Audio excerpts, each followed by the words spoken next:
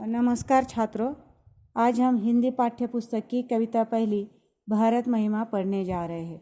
भारत महिमा कविता के कवि है जयशंकर प्रसाद। इस कविता के बारे में हम यहाँ पढ़ेंगे। प्रस्तुत कविता में कवि ने अपने देश के गौरवशाली अतीत का सजीव वर्णन किया है। कवि का कहना है कि हमें अपने देश पर गर्व करते हुए उसके प्रति अपना सर्वस्व न्यौछावर करने के लिए हमेशा तत्पर रहना चाहिए। मतलब भारत देश के प्रति न्यौछावर होने के लिए कवि ने इस कविता में कहा है। कविता देखिए। हिमालय के आंगन में उसे किरणों का दे उपहार। भारत का जो हिमालय पर्वत है, उसके हिमालय के आंगन में सुबह सुबह की जो किरणें होती है, मानव उसे वो क्या करती है, उपहार देती है, यानी भेंट देती है। उषा ने हंसकर अभिनंदन किया और पहनाया हीरक हार।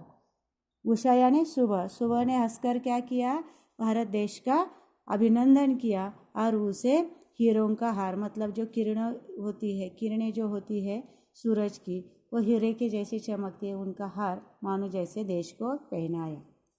जगे हम लगे जगाने विश्व, और हम भारतवासी जग गए हैं और सारे विश्व को जगाने का काम करने लगे। लोक में फैला फिर आलोक। लोक यानी पूरी पृथ्वी पर क्या हो गया, फिर फैला आलोक, मतलब पूरे पृथ्वी पर संसार में प्रकाश फैल गया। आलोक यानी प्रकाश। व्योमतम पुंज हुआ तब नष्ट। व्योम यानी आकाश, तम यानी अंधेरा, पुंज यानी समूह, मतलब आकाश में जो अंधेरा था वह क्या हो गया, नष्ट हो गया। अखिल संस्कृति हो उठी अशोक। अखिल यानी संपूर्ण, संस्कृति यानी संसार, क्या हो गया, आनंदित हो उठा। किसके कारण, सुबह के कारण। मतलब क्या, सुबह का वातावरण जो होता है वो बहुत प्रसन्न होता है, उसके कारण पूरा संसार क्या हो गया, खुश हो गया। विमल वाणी ने वीणा ली। जैसे मतलब सरस्वती जो है उसके विमल वाणी यानी क्या, एकदम मृदु जो आवाज़ वाली जो सरस्वती है, उसने प्रकृति का संगीत बजाने के लिए अपने कोमल, कमल के जैसे कोमल हाथों में प्रेम सहित वीणा धर ली और इस धरती का संगीत बजने लगा। सप्त स्वर सप्त सिंधु में उठे। 7 स्वर जो होते हैं वह क्या हो गए, 7 सिंधु में बजने लगे।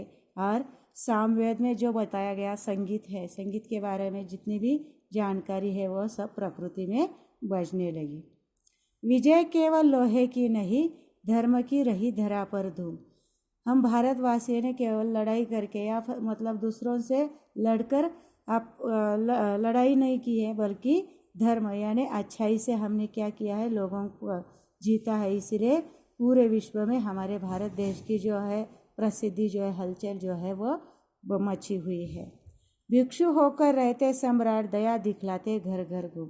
और सम्राट अशोक जैसे बड़े बड़े राजा जो है वह लोगों को दया धर्म दिखलाने के लिए, सिखाने के लिए लोगों के घर घर घूम पर उन्होंने धर्म की जो शिक्षा है वो देने का काम किया। गोरी को दिया दया का दान। जो मोहम्मद गोरी है वो हार गया था, फिर भी उसे हमने उसके जीव का दान, मतलब दया का दान दिया। चीन को मिली धर्म की दृष्टि। चीन को भी हमने धर्म के अनुसार जो बर्ताव है वह करने के लिए दृष्टि जो है वह दिखाई है। मिला था स्वर्ण भूमि को रत्न, शील की सिंहल को भी सृष्टि। मतलब जो है, मतलब हमारे भगवान सम्राट अशोक जो है वह जो अपने धर्म का प्रसार करने के लिए, दया का प्रसार करने के लिए उन्होंने अपने पुत्र और पुत्री, मतलब बेटा और बेटी को जावा और जो श्रीलंका है ऐसे स्थानों पर भेजकर उन्होंने उन्हें अपने धर्म, भारतीय संस्कृति का जो सीख है वो देने के काम किया है। किसी का हमने छीना नहीं। भारतवासियों ने कभी भी किसी से कुछ छीना नहीं है। प्रकृति का राह पालना है। हमेशा जो हमारी धरती माँ है, भारत माता है, उसकी जो शस्त्र शामल धरा है, उसके कारण हमारा जो पालन पोषण है पूरा हमारी प्रकृति ने किया है। हमें किसी से छीनने की ज़रूरत नहीं पड़ी। हमारी जन्मभूमि थी यही, कहीं से हम आए थे नहीं। और भारत जो है वह हमारी जन्मभूमि है। हम कहीं और से आकर यहाँ पर बसे नहीं, हम मूल रूप से यही के हैं और यही हमारा देश है। चरित थे पूत भुजा में शक्ति। भारत के जो पुत्र या भारतवासी जो है वह पहले से ही चरित्रवान है और इनकी भुजा में, मतलब बाहों में आज भी उतनी ही शक्ति है नम्रता रही सदा संपन्न, और भारतवासियों में नम्रता का गुण जो है वह हमेशा भरा हुआ है। हृदय के गौरव में था गर्व, किसी को देख न सके विपन्न, और भारत देश के प्रति उनके मन में हमेशा गौरव है, लेकिन कभी भी वह गौरव जो है वह गर्व में मतलब उन पर घमंड उन्होंने कभी किया नहीं। किसी को देख न सके विपन्न मतलब हमारे देशवासी इतने दयावान हैं कि वह कभी किसी को दुख में नहीं देख सकते या नहीं देख पाए। हमारे संचय में था दान, अतिथि थे सदा हमारे देव। मतलब क्या है कि हमारे भारतवासियों ने संपत्ति का संचय भी किया तो वह केवल दान देने के लिए किया, कभी उन्होंने खुद के लिए उसका ज़्यादातर उपयोग नहीं किया। अतिथि थे सदा हमारे देव मतलब अतिथि देवो भव की जो भावना है वह हमारे भारतवासियों के मन में हमेशा बसी है। वह अतिथि को भगवान के समान मानते हैं। वचन में सत्य, हृदय में तेज, प्रतिज्ञा में रहती थी टेव। और भारतवासियों की और महत्वपूर्ण बातें यह है कि वह वचन में सत्य थे, जो वचन दिया है वह उसको पालते थे। हृदय में तेज, हमेशा वह तेज भावना उनके मन में रहती थी। प्रतिज्ञा में रहती थी टेव मतलब जो भी प्रतिज्ञा की है, जो भी बात ठान ली है वो पूरी करने की आदत उनमें रहती थी। वही है रक्त, वही है देश, वही साहस, वैसा ज्ञान। आज भी हमारे भारतवासी जो है उनके शरीर में वही खून, वही रक्त बहता है। वही देश, भारत देश हमारा वही वैसा ही है।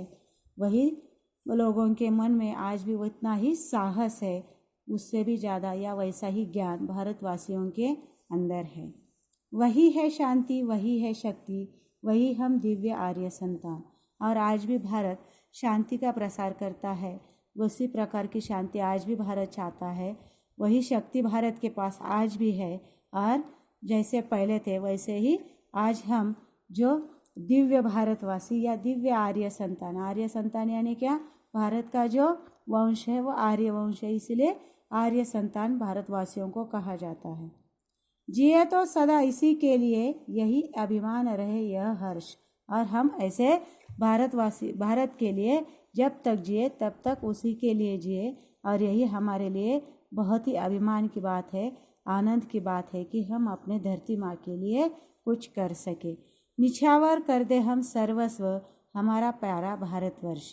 और ऐसे सुंदर प्यारे भारत भूमि पर हम अपना सब कुछ निछावर करने के लिए, सर्वस्व अर्पण करने के लिए सदा हमें तत्पर रहना चाहिए, सदा तैयार रहना चाहिए, क्योंकि हमारी भारत भूमि और भारतवर्ष का या भारत का महत्व इतना है कि पूरे संसार में वह बहुत सब प्रसिद्ध है। ऐसे देश पर हमें सब कुछ निछावर कर देना चाहिए। धन्यवाद।